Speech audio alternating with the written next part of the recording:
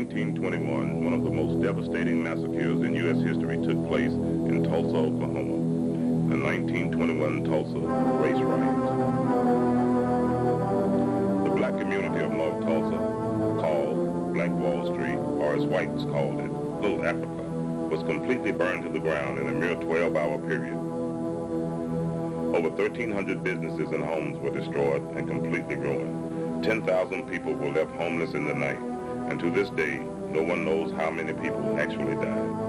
Accounts range from 500 to 1,500 men, women, and children, both black and white. This senseless massacre of human life was very carefully covered up by high city officials.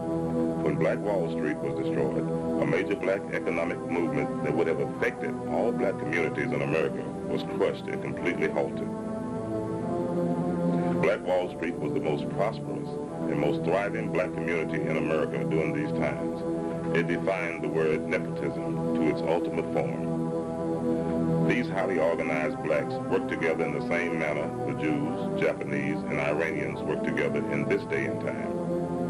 Black Wall Street was so prosperous that white oil men would come across to the black community to borrow large sums of cash in order to keep their businesses afloat.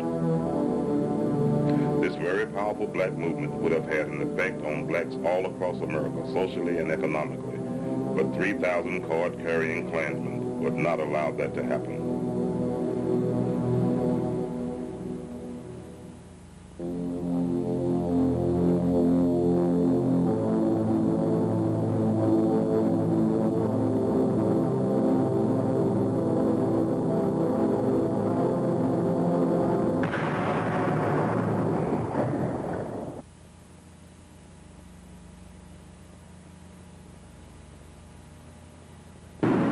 What you're about to witness will astound you. It will most likely affect you very deeply, no matter what race, creed, or color you are. And just maybe, this film will make us all take a second look at our fellow man and not hate him or her because of the color of their skin.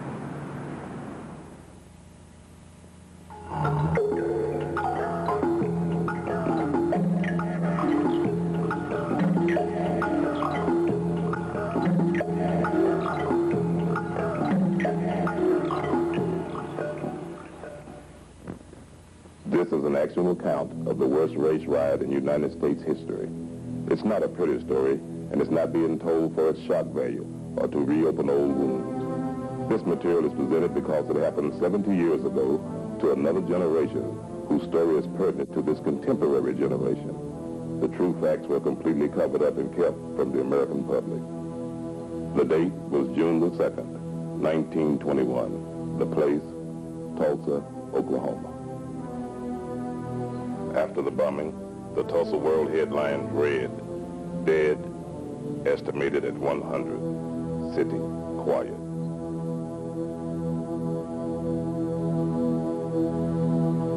One of the bloodiest race riots in the nation's non-military history had begun. The spark for the tinder was ignited on Monday, May 30th, 1921. Here's the story.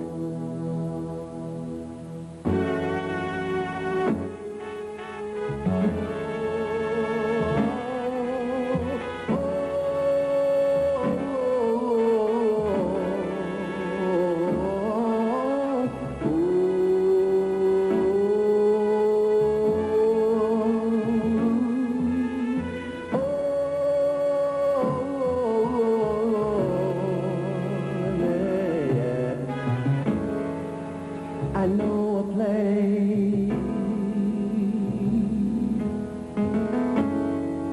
that was sure to go.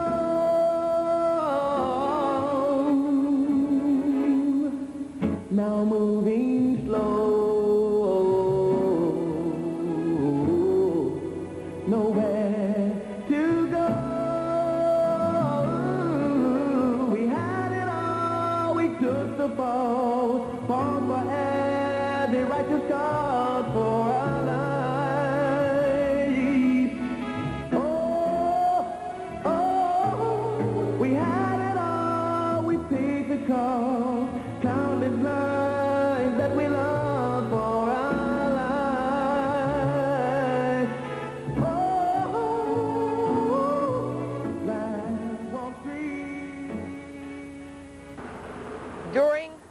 1900s, Archer Street was intentionally designed to divide the city's north from the south side of Tulsa.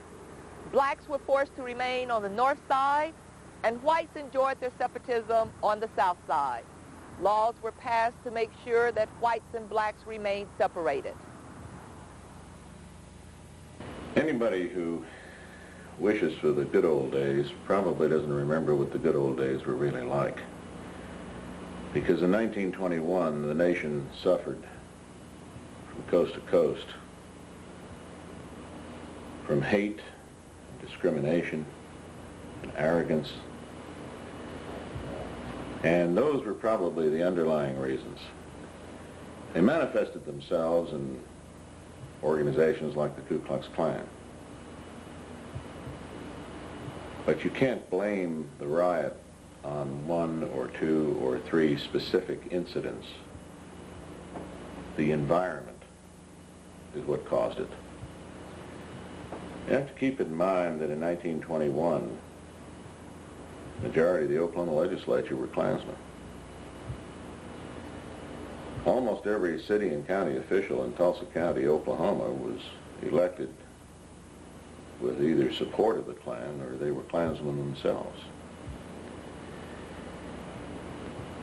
In those days, the Klan would have parades in downtown Tulsa, wearing their white sheets and their pointy little hats to fit their pointy little heads, that would last 4 to 5 hours in length. Now visualize the number of people that were involved in a parade that would last 4 to 5 hours. And all these people came from Tulsa. When you had a parade in Tulsa, a lot of people come in from other counties. But you also have to remember that 1925, there were 5 million card-carrying Ku Klux Klansmen in this country. So what was going on in Tulsa was probably the same thing that was going on in an awful lot of other cities. And if the riot hadn't happened in Tulsa, it probably would have happened someplace else. The difference between Tulsa and some other city is that we know how bad it got and where we've gone since then has been a mark of our progress.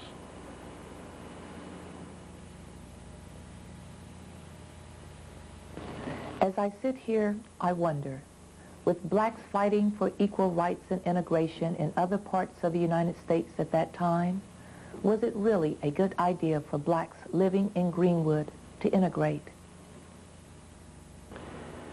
But what happened by 1921 was not so much what happened on the black side, but what happened on the white side of the city. Because you had a lot of veterans coming back from Belleau Wood and Chateau Thierry and the Argonne Forest, and they couldn't find jobs.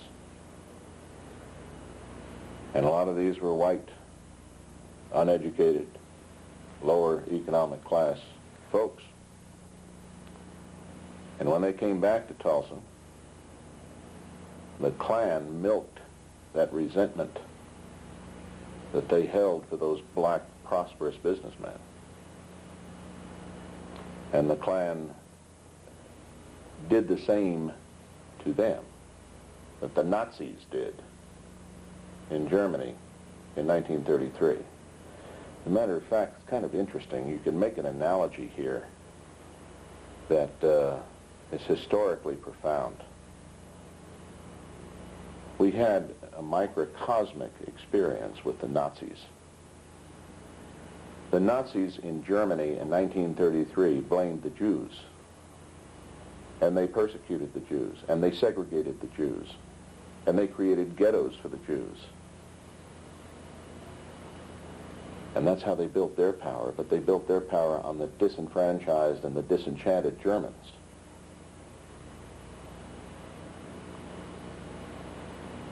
Well, the Nazis took over an entire country. The Ku Klux Klan, in this case, largely took over an entire city. And for that matter, to some degree, the entire state and maybe the region of the country in which they were strong.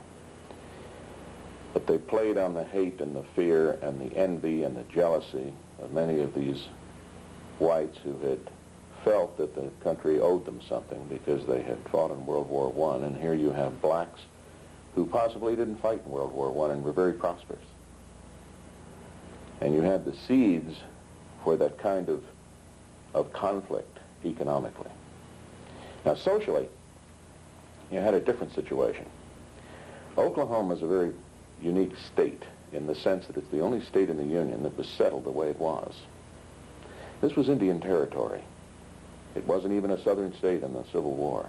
For that matter, it wasn't even a northern state. It was a state that was fought over by both sides. In fact, there were 69 battles fought in Oklahoma, largely between northern and southern Indians. But when the state was settled, it was settled by land runs. Benjamin Harrison opened up chunks of the state, and people just ran over this land and plotted out their portions. Now, why is that significant in terms of the riot? It's significant because an awful lot of those folks that made those land runs were Southerners whose farms and lands and plantations had been burned by Sherman and the Union Army when they went through the South. They had no homes left, so they came west. And when they made those land runs, they brought in Southern culture with them. As a result, what you have here in Oklahoma is a microcosm of the United States. The northern half of the state is more metropolitan, in fact, politically, more Republican. The northern half of the state was settled by farmers from Kansas, which was largely Union territory. The southern half of the state was largely settled by folks from the South, Louisiana, Arkansas, Texas. And the state pretty much splits that way in terms of politics and economics and social development. But when you add that extra economic jealousy and envy to it, the Ku Klux Klan had a breeding ground. And that's the reason they were able to hold parades that lasted 4 to 5 hours at a shot. There were an awful lot of people that were more than willing to hate blacks because they represented something they wished they had. Little Africa was possibly the most prosperous area that blacks have ever collectively developed any place in the world. Oklahoma was regarded as one of the cleanest states in the nation and cherished its reputation as being called God's country, or the Bible Belt of America. Nothing could be further from the truth. Well, as I forestated, my husband predicted this that Sunday night at church. Them days we had BTUs. They about cut them out now, and we don't have no BTU. But he made a public statement and told them that this was going to happen. But we didn't know. We hadn't seen no sign. But after church and after we went home, several men, young men and stuff, you know, they get all shook up and everything. We had a good, dear policeman at that time. We called him Barney Cleaver, Uncle Barney. He was down there trying to corral them because the trouble was arising, and we didn't even know that, with this black man and this white woman. And they down there showing out down to police station and all, and he was riding this big old horse, and he was telling them, you know, it wasn't going to be none of that. But they had guns and everything, and some of them come clear out as far as Latimer Street. That's where we lived. And running by there, men, get your guns. Get your guns. Blood running on Greenwood like water. My husband said, that's just a lie. That's what he said, excuse the word. But he told me, he said, don't get disturbed about that. Said, they running along with them guns and shooting and going on. And said, in the morning when they need them, they're not going to have no ammunition, and the white folks not going to let them have it. Won't give them nothing. So that's the way it started off with us. Well, naturally, women always get excited. And but we didn't have any children then, and my husband, he was consolation for me. He's the one who saw the vision. I didn't see it, but he knew he had seen something coming. So he told me, said, Rosa, this is it. Send them, said, those men that's clowning. So they won't have a bullet to shoot in the morning, and white people won't let them have none. So we went on to bed. And he said, you go to bed, I'm going down here and see what they're doing. He went down on Greenwood. Come back, said, they ain't doing nothing, just clowning. He talked about them down there with their guns in their hand. And policemen was trying to corral them. So he said, well, we'll go to bed. Said, but don't tell them what's going to happen. So we did. And he woke me up about daylight that morning. He said, we got to get up and go. The white people had put a machine gun on that big hill right up there and pointed down on all of us down in here. And they was shooting like this, the barrel of gun that way. One man that walked and sold vegetables every day, I can't think of his name now, he was shot up there just a block from our house. What you see here is the very famous Mount Zion Baptist Church, a congregation that survived the 1921 riots and managed to rebuild on the exact same location where it was bombed and completely destroyed exactly 70 years ago. In 1921, a man's word was his bond. You measured the masculinity of a man by how much he kept his word. The congregation of the Mount Zion Baptist Church sticks in my mind because a year before the riot, the black congregation took out a 20-year mortgage and built this brand new church. And the Klan burned it to the ground. But instead of running out on their mortgage, instead of telling the bank, you're just going to have to take your losses, that congregation took out another 20-year mortgage and paid off both mortgages simultaneously. That's character. There were other heroes, too. Many of the whites in the southern part of the city had black employees. And those employees had become almost extensions of their family. In fact, a lot of Tulsans were raised by black domestic employees. And when the riot erupted, many of those families hid those blacks in their basement at great jeopardy to themselves, because if the Klan had ever found out that a white had hidden a black in their basement, the white family would have been persecuted, if not horsewhipped. Probably the two most singular heroes out of the riot was the Tulsa County Sheriff and the Tulsa County Black Deputy Sheriff. Willard McCullough was the Tulsa County Sheriff at that time, and he was the only sheriff in the whole state that had black deputies. His chief black deputy was Barney Cleaver. And you got to keep in mind, when that riot erupted around Tulsa County Courthouse, there weren't more than maybe a dozen deputies in that building.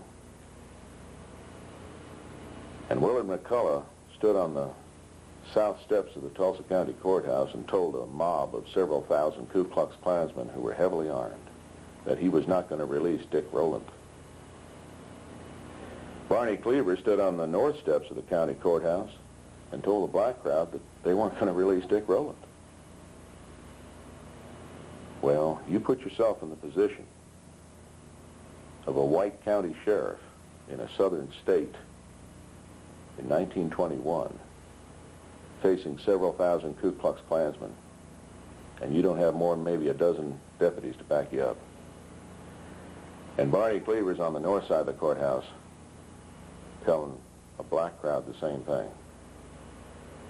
I don't know much about Barney Cleaver or Willard McCullough before or since then, but I can tell you this.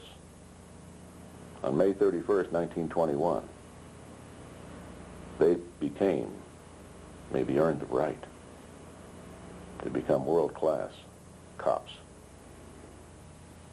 My husband told me, said, we got to go. And I said, no, I don't want to go. I don't want to go out there. He said, yeah, you got to go. So you remember he had told the people he couldn't hardly get me out of the house. So I gave him a little argument about it, but I had to go.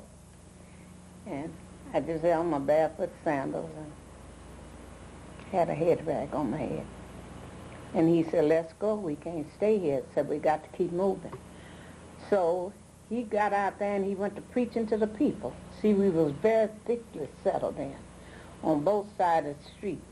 And all the houses was burnt down on my side, on this side and that side, but two houses, my house and another.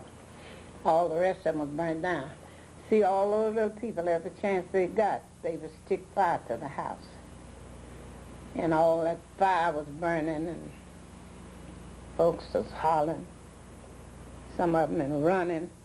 And my husband told them, said, don't run, said walk and stay out in the opening where they'll see you. And so won't nobody get shot. So the bunch we was with, they tried that and we made it to the park. Where about noontime, the bells come to ringing and the horns and things. And somebody told us, said the militias are coming. And so T.R. told him, said, walk out on the railroad. We took the Middleton Valley Railroad going north and we'll walk to Mohawk Park. And that's where those people caught us. They was in trucks. There must have been some mighty big trucks. And it was full of soldiers, and the soldiers all come to Tulsa like this. Come on us like that. The Klan was extraordinarily powerful in Tulsa in 1921, but then again it was extraordinarily powerful throughout Oklahoma. As a matter of fact, during the 20s, Oklahoma impeached and convicted 2 governors, allegedly, of course, for other charges, but it was an open secret that one of the principal reasons they got impeached and convicted was that they were anti-Klan. The majority of the Oklahoma legislature were either Klansmen or supported by the Klan. But then Oklahoma was not unusual. States all across the country had that kind of influence in them. But in Tulsa County itself, there was a rather unique situation that developed. In the late teens, the Glenpool oil field was roaring. And that's just west of Tulsa County. An awful lot of money poured into this city. And the whites, who were the big oil men, lived on the east side of the Arkansas River. The roughnecks who worked the rigs lived on the west side. Well, there wasn't enough housing on the west side, so a lot of the roughnecks would come over to the east side and live in rooming houses on 12-hour shifts. A lot of people said that was due to the housing shortage.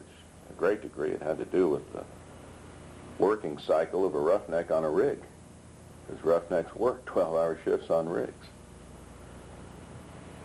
The point here is that a lot of the money that poured into Tulsa, that helped build Tulsa into the beautiful city it became,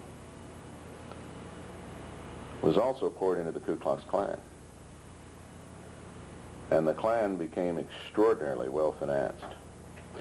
With that sound financing that they received from those oil men who were sympathetic to the Klan and who were, in fact, effectively manipulating the lower white economic classes to their own benefit, the Klan in Tulsa had a lot of money to do a lot of things that other Klan claverns didn't have that kind of support to do. For example, they had a building a headquarters here in Tulsa. It was called Beano Hall. Now, what did Beano stand for? It stood for Beano Jew, Beano nigger, Beano Catholic. I think it's ironic that Beano Hall eventually evolved into a pig barn before it was finally torn down. The Ku Klux Klan was real big on providing character guidance, attitude adjustment, and behavior modification on anybody they disagreed with. Not only including blacks, but whites who they regarded as violating their standards. It wasn't uncommon for a white person, for example, who might have been going out on his wife, to be hauled out of his house one night and tied to a tree and flogged by men dressed in sheets. Many blacks, however, were lynched. They were lynched by such organizations as not only the Ku Klux Klan, but the Knights of the White Camellia. There were all kinds of super secret little organizations that were self-appointed vigilantes. As a matter of fact, the Justice Department itself created the American Protective League during World War I and made it function under the FBI, which at that time was not the FBI we know today. It was a politicized FBI.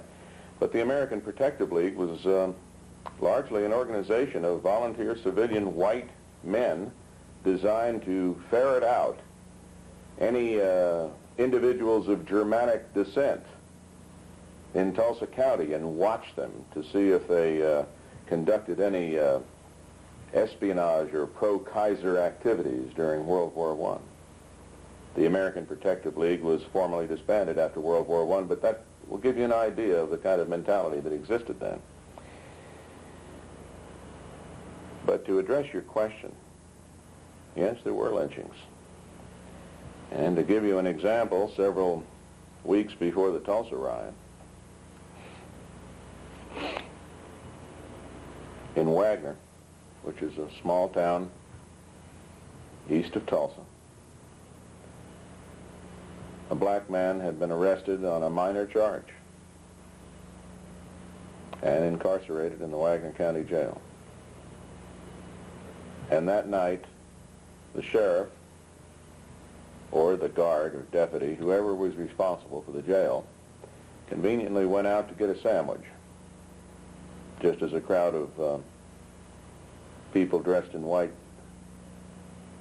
robes entered the jail, took the man out, put a noose around his neck, wrapped the other end of the rope around the bumper of a Model T Ford and dragged him down the middle of Wagner, Main Street. And that sort of thing didn't just happen in Oklahoma. That sort of thing happened across the country. And there were many lynchings before the riot. And I'm sorry to say there were many lynchings after the riot. But there weren't any lynchings in Tulsa County after the riot that I'm aware of. The men come and throwing away the guns. Old in the trash. Every time I think about them men throwing them guns away, I laugh about it. As bad as it was. They were just throwing them away. They didn't want them white men to see them with no guns. So there's about 3 or 4 trucks of them. All them soldiers, they fell out there. So we're not going to hurt you. We're not going to hurt you. And the men just throw them guns away and everything. Well, the next order they got was to bring some food out there because we had left home without eating. And the first thing they brought out was just bare boxes of milk and loaves of bread. And my husband got in line like he had some children. He got us 2 loaves and 2 quarts of milk. I've been telling everybody I didn't like sweet milk, but I drank sweet milk. I drank sweet milk that morning with all these. And later on in the evening, they brought us another snack. Pork and beans was in the bunch, you might imagine. And then they got us worried. All the women and children, they wanted to see us at a certain place, and we filled up there. They took all the women and children to this big place. I still can't remember where they took us. I know it was something like it was like a fairground or something, a great big stadium. And I got scared there. I thought maybe they was going to put the men over there by themselves, which they did. But I thought they was going to kill them all.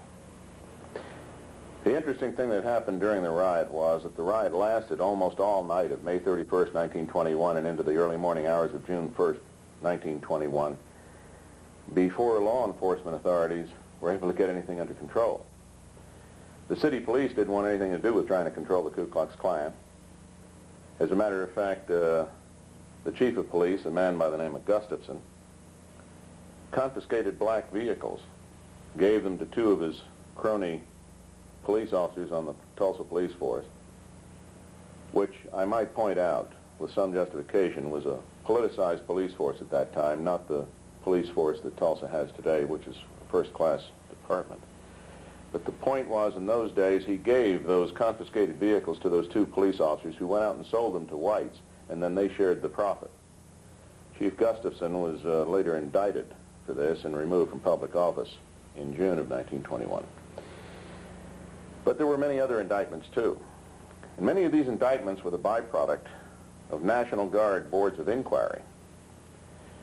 Now, what happened in the riot, and this is fascinating, was that here you have a major war going on in the downtown portion of Tulsa that erupted and moved north into the north part of the city, eventually wiping out the north part of the city, devastating it totally.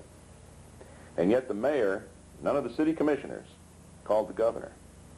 Now, at that time, we only had one 40-man ambulance company in the Oklahoma National Guard stationed in Tulsa. The governor at that time didn't know there was a riot in Tulsa until the next morning, because no city or county official notified him, with the exception of the county sheriff. The county sheriff sent one of his black deputies through the north part of the city toward Sand Springs.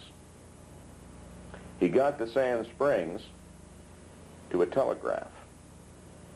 And keeping in mind the telephone lines were down, the telegraph lines were down, the railroad tracks were torn up, there were Ku Klux Klansmen standing on roadblocks trying to catch blacks who were trying to escape the city, and there were refugees as far away as Kansas City and Wichita and Muskogee, Oklahoma. That deputy got to that telegraph and telegraphed the governor on behalf of the county sheriff that there was a riot in Tulsa and law and order had broken down. J.B.A. Robertson, who was governor at the time, sent the adjutant general, who is the top military officer in the National Guard in Oklahoma, to Tulsa. The adjutant general arrived and immediately sized up the situation as being exactly what the governor had been told by that deputy. And the adjutant general mobilized the Oklahoma National Guard, and they sent in guard units from as far away as Enid and Lawton, and Oklahoma City and Muskogee and places like that. And a lot of people attribute the troops that arrived were federal troops. They weren't federal troops. Federal troops were never deployed here. This was the Oklahoma National Guard that came in. Many of the survivors who I interviewed when they were still alive told me, frankly, the black survivors, they told me, frankly, they wouldn't have been alive that day if it hadn't been for Oklahoma National Guardsmen. Because the Guardsmen came in and the very first thing they did was declare martial law and threatened to shoot anybody who was found armed. They set up internment compounds to protect black refugees because black refugees were scattered all over the city. Their homes were burned. They had no place to go. And so they set up internment compounds around the city in various parks and places like this. But the next morning, the different white people was out there calling for their Negroes. They maids and butlers and things. Because my husband was he stood in good with his man. He worked at a rooming house. I said a rooming house. That they called it then a sporting house, but that's where he worked. And the man he worked for it was the Ardmore Rooms on First Street where he worked. Well, that man, the owner of it, he come out there calling for T.R. Davis. And when he found T.R., then him and T.R. come over there where I was and got me, and we went on home.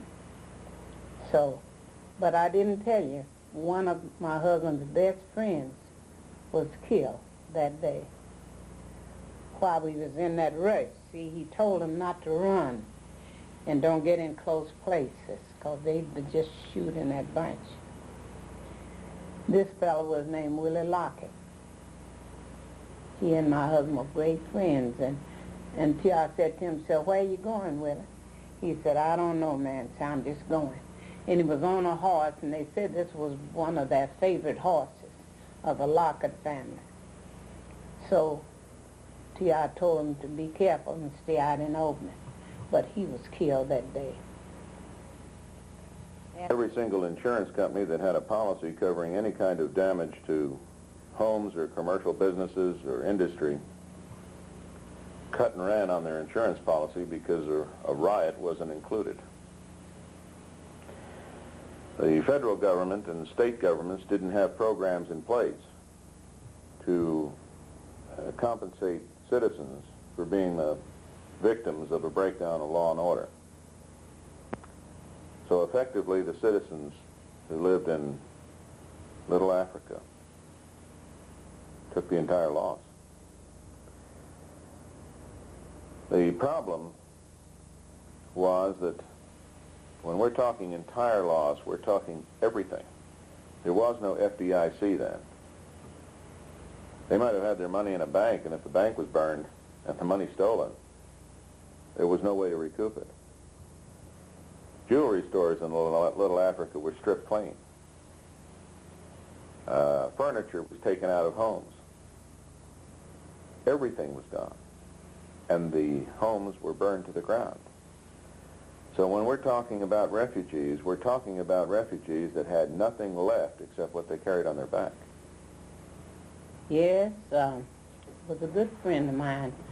She and her husband, they gave birth to a little baby that night, and you know, I guess they didn't have nothing to put it in because there wasn't no conveniences. They put it in a shoebox, newborn baby. But some people, you know, some people that day, you couldn't stop them from running. We had to walk because that was our safest way.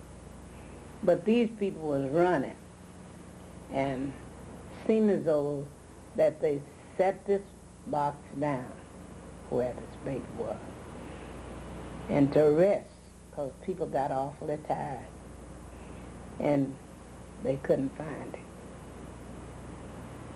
it. It was stillborn, already dead. But they didn't want to throw it away. They wanted to take it home and then have a funeral. But they didn't get to.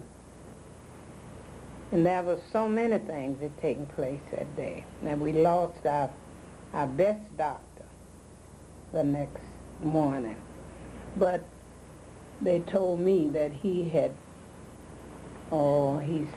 stood somewhere there in one of those buildings down by where that little 3 Cardinal place is on Greenwood.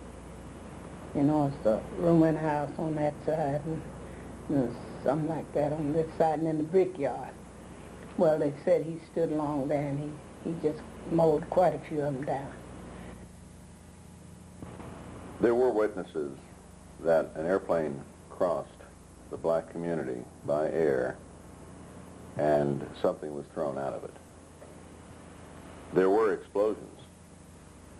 The problem is that you don't have a cause and effect direct relationship, because Tulsa was piped by natural gas in those days. as it is today. And many of the homes were already burning. So from a more precise perspective, there isn't hard proof that a plane came over the black community and dropped bombs on the black community. However, there have been a couple of things we've been able to establish. There was a plane over the black community. There were things thrown out of it. There are some interesting conclusions you can reach from some of the available evidence. First, it wasn't a government plane. There were only about a half dozen planes in the state at that time that belonged to the government. There was no Air Force then. The Air National Guard didn't exist. And there were about a half a dozen biplanes at Fort Sill. None of them took off the ground during this period. But this was the period of barnstormers. It wasn't uncommon for a pilot who learned how to fly in World War I to have a biplane and to fly around the country and do tricks at state fairs and maybe take somebody up for a couple of dollars. That, in all likelihood, was what happened then, that a barnstormer who had his own airplane actually flew over the black community. Now, if he threw out anything, and if it was a bomb, it's perfectly understandable how it could have worked, because it doesn't take very much to make a bomb, particularly if you're a veteran of a recent war that had just ended. Greenwood was soon labeled the Black Wall Street of America. It consisted of highly educated black doctors, lawyers, PhDs, merchants, oilmen, and entrepreneurs. The interesting thing about this particular situation is that in North Tulsa in 1921, prior to the riot, there existed an area called Little Africa. And that was a mark of respect. The black business community was extraordinarily prosperous. As a matter of fact, possibly the best minds in black America had migrated to North Tulsa in the late teens and early 20s. They built a commercial and business establishment so prosperous that it rivaled any place in the world. In fact, the main street of Little Africa, Greenwood, was euphemistically referred to as the Black Wall Street. There were millionaires that lived there, and some of the architecture of some of the old homes in North Tulsa today represent that particular period.